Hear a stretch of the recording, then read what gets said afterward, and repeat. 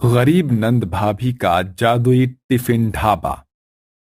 भाभी, बहुत जोरों की भूख लगी है। खाना बन गया क्या? बस बना रही हूँ नरन जी। ये बोलकर संगीता रसोई में आती है, जहां सिर्फ 2-4 सूखे आलू रखे होते हैं। हे भगवान, सब्जी तो है ही नहीं, बस 2-4 सूखे आलू पड़े हुए हैं। क्या बनाऊं? एक काम करती हूँ, तरीदार आलू की सब्जी बना देती हूँ। गरीब संगीता उन थोड़े से आलू से सब्जी और रोटी बनाकर अपनी ननद को खाना परोसती है, जिसे खाकर नीलम तारीफ करते हुए कहती है, अरे वाह भाभी, आपने क्या गजब का स्वादिष्ट भंडारा आलू बनाया है। और इसके साथ गर्मा गर्म चूल्हे की रोटियां खाकर तो मजा ही आ गया। इतने में संगीता का पति मोहन घर आ जाता है। अरे भाग्यवान, एक गिलास पानी तो देना। जी लाती हूँ, ये लीजिए पानी। पानी पीकर मोहन अपने फटे हुए कुर्ते की जेब से 50 रुपए का मुड़ा तुड़ा नोट निकालकर संगीता को हिचकिचाते हुए देता है। ये लो संगीता, आज बस 50 रुपए ही कमा पाया हूँ। एक गोदाम में राशन की बोरियां ढोने का काम मिल गया था। अजी, इतनी महंगाई में 50 रुपए में घर कैसे चलेगा? क्या करूं संगीता, कोई पक्का काम मिलता ही नहीं है, वरना मुझे भी चिंता है। कल को नीलम की शादी भी तो करनी है। तभी नीलम वहां आकर कहती है, भाभी, एक रास्ता है। आप इतना स्वादिष्ट खाना बनाती हो, मेरी मानो तो आप एक टिफिन ढाबा खोल लो। मैं आपकी मदद करूंगी, उससे हमें थोड़ी बहुत कमाई भी होने लगेगी। संगीता अपने कान के झुमके बेचकर ढाबा खोलती है, जिसमें वो टिफिन पहुंचाने का भी काम करती है। उसके हाथों के स्वाद के चलते उसका ढाबा अच्छा चल पड़ता है। आओ आओ प्यारे लोगों, और चखो नंद भाभी के ढाबे के खाने का गजब स्वाद। और ले जाओ स्वाद से भरा खाने का टिफिन भी, एकदम सस्ते में, जिसमें है दाल रोटी सब्जी अचार भी। बहन जी, जरा एक थाली लगाना। जी अभी लगाती हूँ भाई साहब। बहन जी, खाने में क्या क्या है? रोटी सब्जी दाल मखनी सलाद सब है भाई साहब। और एक थाली मुझे भी लगा दीजिए, और एक टिफिन भी पैक कर दीजिएगा। जी अच्छा भाई साहब। भाभी, आप जल्दी जल्दी से रोटी बनाओ, मैं खाना परोसती हूँ। भगवान की दया से हम दोनों गरीब ननंद भाभी का ढाबा अच्छा चल रहा है। नीलम, अगर हमारा ढाबा ऐसे ही चलता रहा तो हमारी गरीबी खत्म हो जाएगी। टिफिन ढाबे से अब ननद भाभी की ठीक ठाक कमाई शुरू हो जाती है, जिसमें लोग सुबह सुबह आकर खाते भी हैं और फिर फैक्ट्री के लिए भी एक एक टिफिन खरीदते हैं। अभी गरीब ननद भाभी के हालात ठीक होना शुरू ही हुए थे कि तभी उनके ढाबे के एकदम सामने एक दूसरे ढाबे वाला हाई फाई ढाबा खोल लेता है, जिसके चलते ननद भाभी का ढाबा ठप पड़ जाता है। ओहो हो, ओ आओ भाई, मक्खन लाल दे हाई फाई रेस्टोरेंट में एकदम ताजा ताजा माल मिलेगा यार। ओ दाल मखनी राजा ते छोले तंदूर दिया रोटियां। ओ हो। भाभी, जब से इस माखन लाल ने हमारे सामने ये ढाबा खोला है, लोगों ने तो हमारे ढाबे पर आना छोड़ ही दिया है, और अब तो टिफिन के ऑर्डर भी आना बंद हो गए हैं। हाँ नीलम, अब तो बस ऐसा लगता है हमें अपना ये टिफिन ढाबा बंद करना पड़ेगा, वरना हमारे पास भी खाने को कुछ भी नहीं बचेगा। तभी 70-80 साल की एक बुढ़िया उनके ढाबे पे आती है। सुनो बेटी, बड़ी जोरों की भूख लगी है, मुझ बुढ़िया को कुछ खिला दो, भगवान तुम्हारा भला करेगा। हाँ अम्मा, बैठिए ना। भाभी, इन अम्मा की हालत देखकर तो लगता नहीं है कि ये खाने के बदले में पैसे वैसे भी देंगी। वैसे ही हम बुरे हालातों से गुजर रहे हैं, हमारा ढाबा नहीं चल रहा। नीलम, बेचारी बूढ़ी अम्मा की हालत तो देखो, उनके 2 रोटी खा लेने से क्या घट जाएगा, जाने दो। संगीता बूढ़ी अम्मा को भरपेट खाना खिलाती है। ऐसे ही कई दिनों तक वो अम्मा रोज उसके ढाबे पर आकर खाना खाती है। बेटी, तुम दिल की बहुत अच्छी हो, मुझ बुढ़िया को बिना पैसे दिए भी भरपेट खाना खिलाती हो। मगर अम्मा, आज हमारे ढाबे का आखिरी दिन है। कुछ महीने पहले ही हमने अपना ढाबा खोला था। शुरू में तो हमारा ढाबा अच्छा चला, मगर अब हमारे ढाबे पर लोगों ने आना छोड़ दिया है। हम जो कुछ भी बनाते हैं उसे फेंकना पड़ता है, और अब तो इतने ही पैसे बचे हैं जिससे एक दिन की दाल और रोटी बन सकती है। इसलिए हम ये ढाबा हमेशा के लिए बंद कर रहे हैं। तभी बूढ़ी अम्मा अपने मैले थैले से एक टूटा फूटा टिफिन निकालकर उसे देती है। बेटी, अपना ढाबा बंद मत करो, और मेरे पास तुम्हें देने के लिए पैसे तो नहीं है, मगर ये टिफिन तुम रख लो।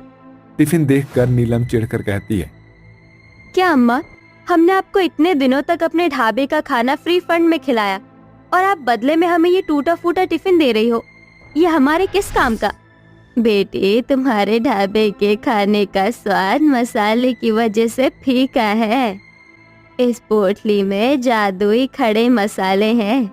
इसे तुम अपने ढाबे के खाने में डाल देना, फिर तुम्हारे ढाबे के टिफिन का स्वाद जो भी चखेगा वो स्वाद उसके मुंह से छूटने ना पाएगा।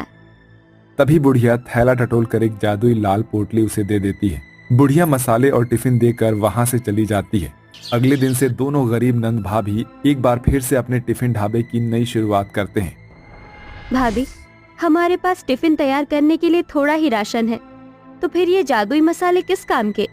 तभी टिफिन पर एक सुनहरी सी चमक आती है और वो टूटा फूटा टिफिन एक जादुई सुनहरे टिफिन में बदल जाता है। देखो ननन जी, लगता है ये एक जादुई टिफिन है। हम इससे खाना मांग कर देखें? टिफिन का जादू आजमाते हुए संगीता उसे खाने का ऑर्डर देती है। ए जादुई टिफिन, मुझे इसी वक्त दाल मखनी, कड़ी राजमा और तंदूरी की रोटियां दो। इतना कहते ही जादुई टिफिन खानों से लबालब भर जाता है।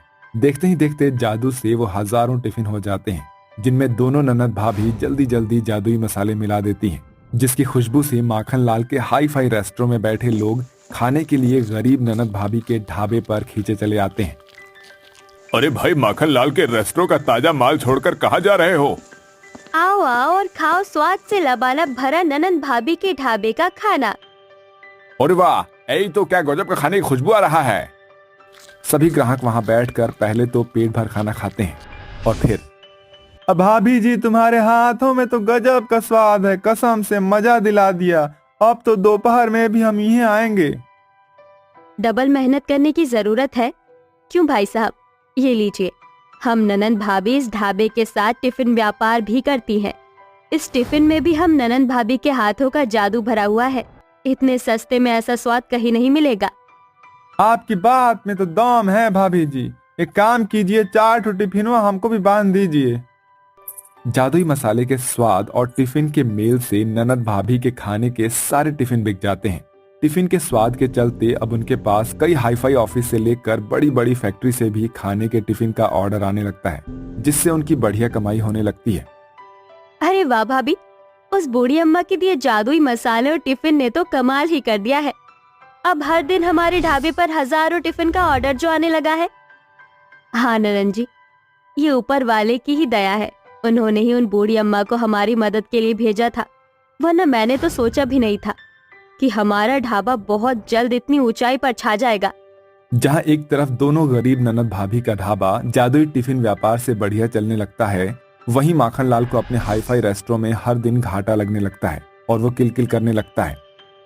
कितनी मेहनत से मैं रोज यहाँ खाना बनाता हूँ और सब फेंकना पड़ता है। फटे हाल हो गया हूँ अब मैं। चल भाई माखन लाल, पतीले पुतीले समेट ले इन ननद भाभी के टिफिन ढाबे के आगे। अब तू और नहीं टिकने वाला।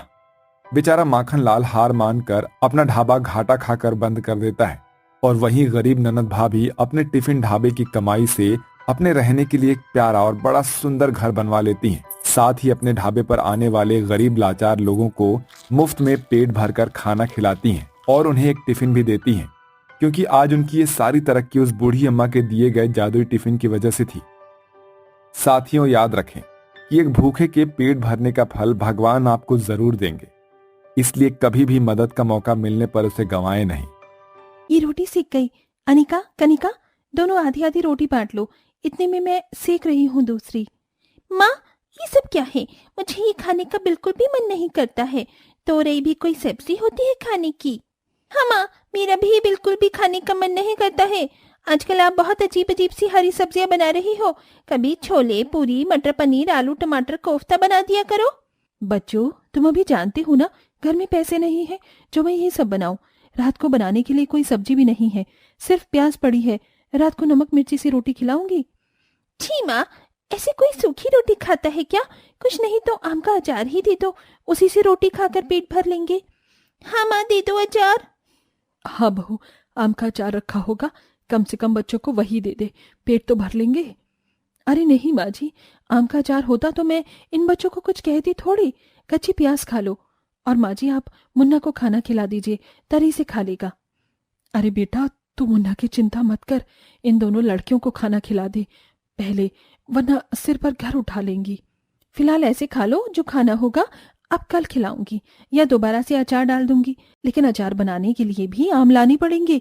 क्या करूं, मेरे तो कुछ समझ ही नहीं आ रहा है। उस वक्त झुमरी घर के सभी लोगों को जैसे तैसे खाना खिला देती है। शाम को उसका पति अर्जुन आता है।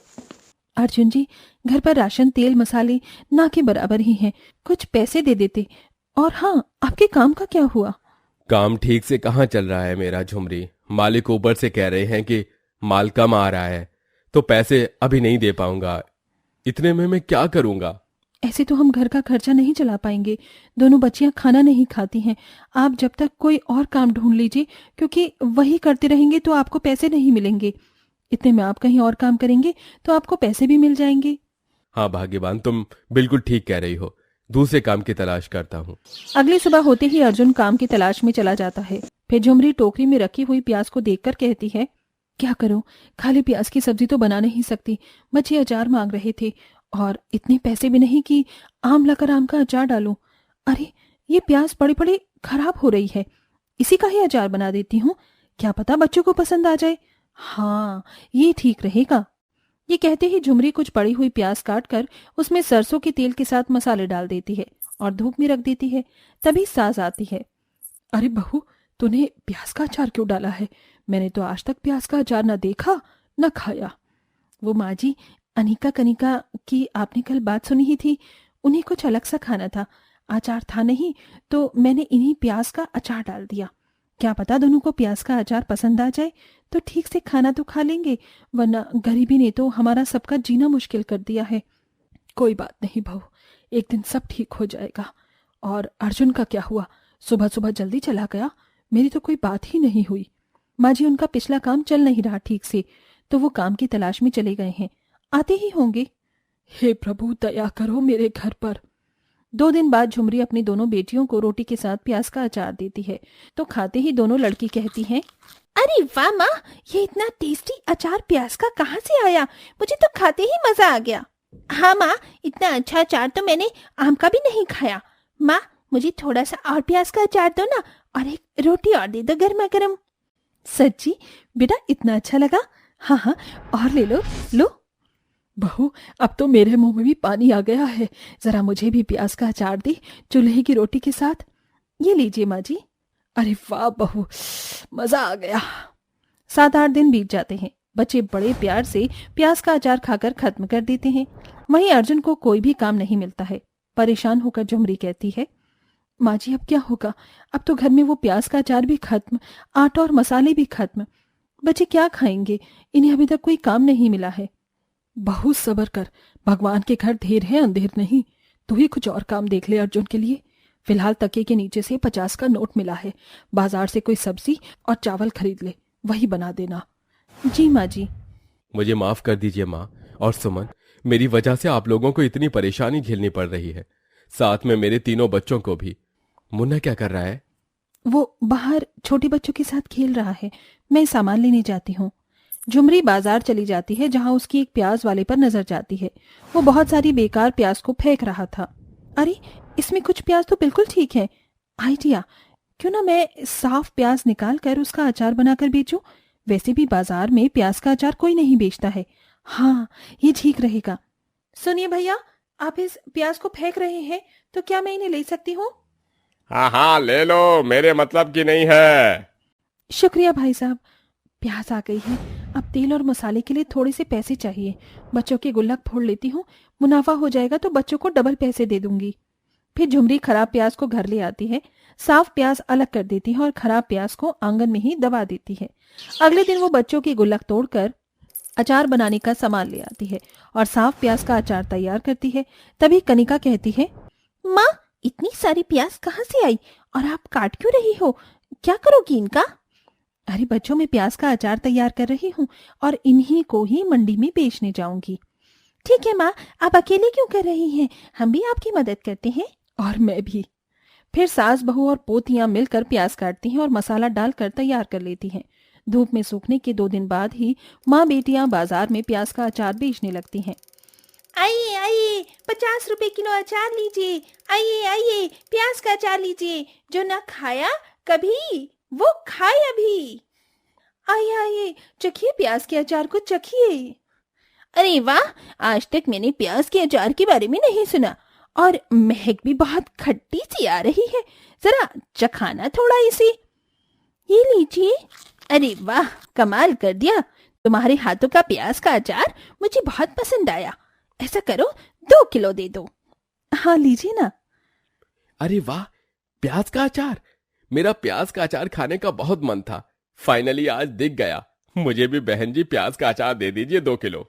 भगवान तेरा लाख लाख शुक्र है, मेरे अचार की बोहनी होना शुरू हो गई। देखते ही देखते पहले ही दिन झुमरी का बनाया हुआ 6-7 किलो का अचार बिक जाता है, जिसे वो जल्दी घर चली जाती है और फिर उन पैसों से थोड़ी और प्याज लाकर प्याज का अचार बनाती है और रोज मंडी में बेचने जाती है। एक तरफ उसके प्याज का अचार काफी मात्रा में बिकने लगता है, दूसरी ओर उसके खराब प्याज से भी नई प्याज उग जाती है, जिससे वो काफी मात्रा में अब प्याज का अचार बनाकर अपनी सास और कभी दोनों बेटियों के साथ बेचने जाती है। झुमरी के 8 महीने के संघर्ष में वो बहुत मशहूर प्याज अचार बेचने वाली बन जाती है। फिर एक दिन अमीर औरत उसके अचार के ठेले पर आती है। सुनिए, आप ही है ना झुमरी, मशहूर प्याज का अचार बेचने वाली? जी मैं ही हूँ। क्या हुआ? हुआ तो कुछ नहीं है, पर अब जरूर होगा। मैंने आपके हाथ का बना प्याज का अचार खाया था। सच बताऊं तो 1 हफ्ते से वही खा रही हूँ। मैं एक बड़े होटल की मालकिन हूँ और चाहती हूँ कि मेरे ग्राहक खाने में आपका प्याज का अचार भी खाएं। इसे खाने की वैल्यू बढ़ जाएगी और आप भी मशहूर हो जाओगी। इतना ही नहीं, आपका अचार सिर्फ मेरे होटल की प्लेट में नहीं, बल्कि आपके नाम से हर दुकान पर बिकेगा। मैं इसके शुरुआती पैसे आपको 5 लाख रुपए दूंगी, अगर आपको मेरे साथ काम करने में मंजूरी हो तो। क्या 5 लाख?